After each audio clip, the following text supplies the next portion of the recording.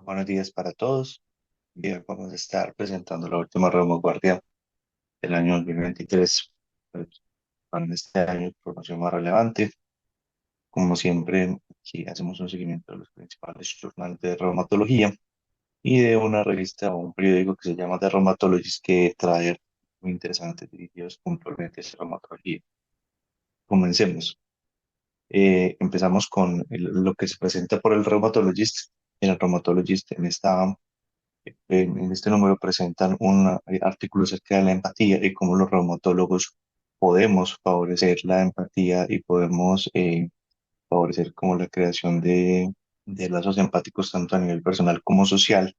No es un artículo académico, pero creo que día a día, donde cada vez tenemos más el problema de la falta de sensibilidad, la falta de recursos y la desconexión del sistema, es importante que revisemos estos artículos.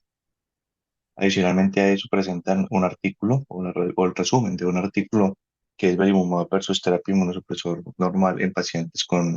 lupus no renal. En este lo que se usa es que se utiliza una base de datos que es la base de datos Trinex, donde se tienen más de 100 organizaciones que tienen que ver con centros académicos y centros de prácticas de reumatología, donde se encontró que comparando 21.481 pacientes, en estos se comparaban pacientes con distintos grupos de medicamentos y lo que se encontró es que belimumab se asociaba con un menor riesgo de infección que azacitopina, metotrexato o micofenolato, y esto lo que nos lleva es que hay menor riesgo de hospitalización por infección y menor riesgo de infección seria comparado con acetopina y micofenolato, pero no con metotrexate, y esto quizás es importante porque metotrexate comparte un nicho relativamente común con belimumab en indicaciones estándar, no en indicación de nefritis, y nos puede servir para tener presente y para considerar belimumab, digamos que en algún grupo de pacientes que no lo pueden tolerar o que tienen alto riesgo de infección, como una estrategia que pudiera ser útil en el mediano plazo. Adicionalmente a eso, trae la noticia de la aprobación de la FDA del canakinumab para tratar las crisis de gota. Esto es interesante porque ya oficialmente este inhibidor de la interleuquina 1B salió aprobado para el estudio como una sola dosis de canakinumab 150 miligramos. El problema quizás es su discreto costo de $18.000. Entonces, pues se pregunta uno si pagar esa cantidad de dinero para solucionar una crisis de gota pudiera ser útil. Siempre hay que considerar el precio de los nuevos hallazgos tecnológicos a la hora de implementarlos en la práctica de la vida diaria, pero quizás para algunos pacientes muy seleccionados en algunos cursos particularmente difíciles pudiera tener alguna utilidad. Y adicionalmente a eso, pues nos trae la noticia de que la FDA aprobó un nuevo medicamento que se llama Tofidence, que es un nuevo biosimilar utiliza como referencia el tocilizumab Actemra en Estados Unidos para el manejo de los pacientes con enfermedades reumatológicas. Esto es importante porque digamos que los biosimilares han sido sujetos a una controversia, cada vez están más regulados y cada vez la controversia disminuye, pero tiene una función o dos funciones particularmente importantes. La primera es disminuir costos en el sistema, que puede ser una disminución de costos del menos un 30 o 40%, que en sistemas presionados como el de nosotros, donde cada vez estamos más cerca de las crisis y de los colapsos y vemos que no salimos de la crisis, es importante. Y el otro es favorecer accesibilidad y medicamentos como tocilizumab, que han sido muy difíciles de conseguir, especialmente posterior a la pandemia. Favorece el acceso a múltiples medicamentos, teniendo en cuenta que tocilizumab tiene nichos que son particularmente difíciles de llenar, como son la vasculitis de grandes vasos. Ahora continuamos con Annals of the Rheumatic Disease. En Annals of the Rheumatic Disease tenemos quizás una cosa que es interesante. Aquí tenemos los estudios Contrast 1 y Contrast 2, que son contra el factor estimulante de granulocitos y macrófagos, que es otilumab, que se compara con tofacitinib o placebo en pacientes con artritis reumatoide. Se llama el Contrast 1 y Contrast 2, con fracaso merotrexato y con fracaso de otros medicamentos, donde mostró que otilumab es superior al placebo pero inferior a tofacitinib al lograr el control, e incluso cuando lo hacen ya con el Contrast 3, que son pacientes que tenían inadecuada respuesta a terapias específicas, lo que muestran es que no hay diferencia con respecto al placebo. Y quizás estos dos estudios no sean tan importantes como si lo puede ser el editorial, y lo que nos cuentan es que nos hacen una descripción acerca de cuáles han sido los fallos que han tenido los estudios, cuáles son las, digamos, implicaciones que tienen los estudios fase 2 que tienden a sobreestimar el resultado y nos cuentan por qué cada vez va a ser más difícil la aprobación de medicamentos. Claramente, aquí tenemos que tener presente que aprendemos dos lecciones. La primera es que no todo medicamento que muestre diferencia con el placebo es necesario. En entidades que ya tienen, digamos que un gran armamentario terapéutico, se necesita que no solamente sean superior a placebo, sino que aporten algo desde el punto de vista de costos, de calidad de vida para el paciente o algún aporte adicional que justifique la existencia de estos nuevos medicamentos. Y lo segundo es que nos muestran cómo la publicación de resultados negativos es particularmente importante, porque de la publicación de resultados negativos se aprende y se estructura mucho más de que lo que se pueden aprender de enfermedades de resultados positivos. Ejemplo claro fueron los estudios de rituximab en nefritis lúpica, donde su falta de capacidad para mostrar el resultado de rituximab llevó a la creación o al replantear todo lo que son los estudios de lupus por la aparición de los estudios de belimumab, que posteriormente fueron la base o han sido la base en la que se cimientan los grandes avances que se han hecho en lupus en las últimas décadas. Quizás esta editorial se la recomiendo como el mejor artículo del mes. Me parece que es particularmente importante aprender tanto a los resultados negativos como a los positivos. Después seguimos con el RMD Open. En este RMD Open, que es la versión sin costo, se habla de los niveles de IgG4 para el diagnóstico de la enfermedad por IgG4. Y lo que ellos dicen es como, bueno, pues la enfermedad por IgG4 efectivamente tiene IgG4. No sabemos si es un fenómeno o un epifenómeno, posiblemente sea un epifenómeno antiinflamatorio por las características propias de la IgG4, su poca unión y su incapacidad para fijar el complemento. Pero quizás lo más importante de esto es que la enfermedad, aquí lo que se encontró fue que se trató de sacar la sensibilidad y especificidad y se encontró que tenía una sensibilidad del 86%, una especificidad del 90%, un factor de probabilidad positivo del 9,19, o sea, importante, un factor de probabilidad negativo de 0,17.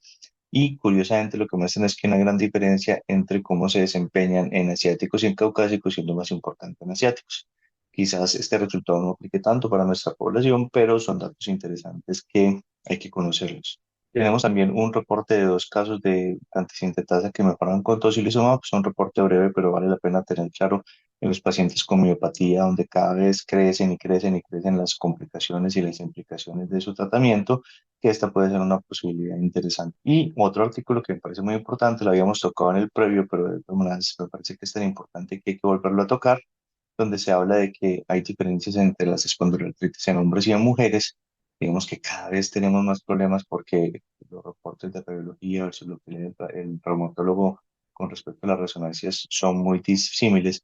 y muchas veces los radiólogos dependen mucho de las lesiones estructurales. Aquí lo que se encontró fue que se valoraron 1.194 pacientes y de estos 526 pacientes terminaron teniendo espondiloartritis. Finalmente quedaron 147 en el grupo de control y se encontró que el edema de médula ósea no tenía diferencia cuando estaba claramente documentado, pero que la metaplasia grasa funcionaba mejor en hombres y que las mujeres tenían mucha menor especificidad para erosiones, esclerosis y metaplasia grasa,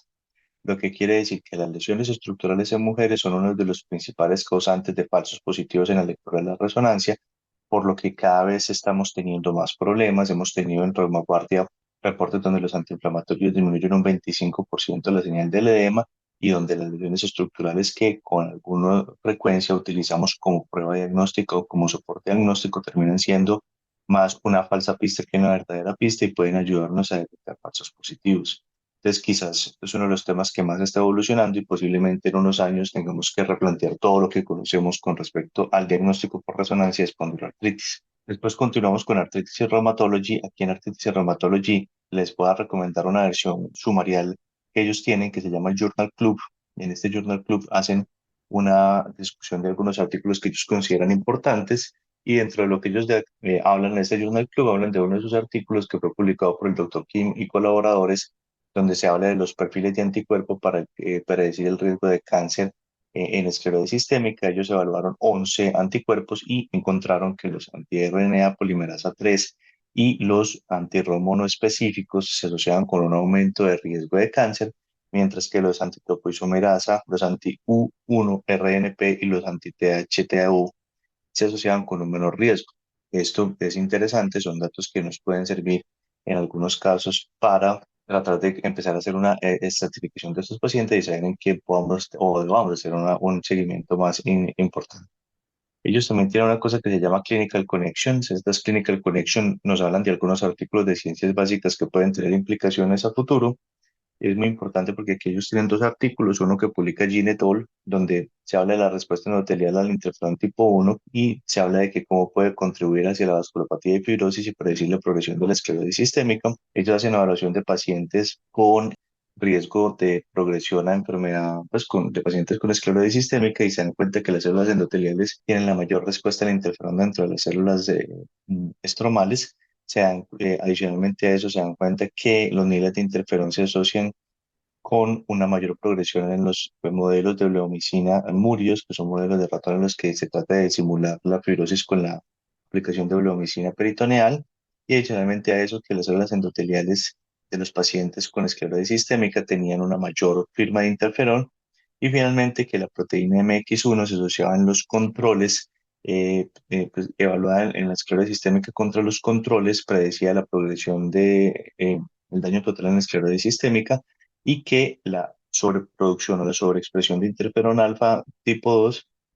se asociaba a una mayor fibrosis en piel, a una transición endotelial mesenquimal y a una de apoptosis endotelial en los módulos múridos. Esto es importante porque quiere decir que estamos hablando de que el interferón puede ser uno de los nuevos blancos terapéuticos a futuro en la esclerosis y podría abrir toda una línea de investigación y toda una línea terapéutica en esta enfermedad. Y esto es muy interesante.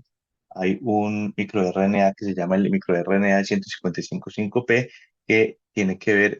que tiene que ver con que sintetiza la RNA polimerasa tipo 2 que tiene una importancia porque tiene que ver mucho con la función de las células inmunológicas, especialmente los monocitos. Y aquí lo que se hizo fue que se utilizó un RNA, un inhibidor de ese RNA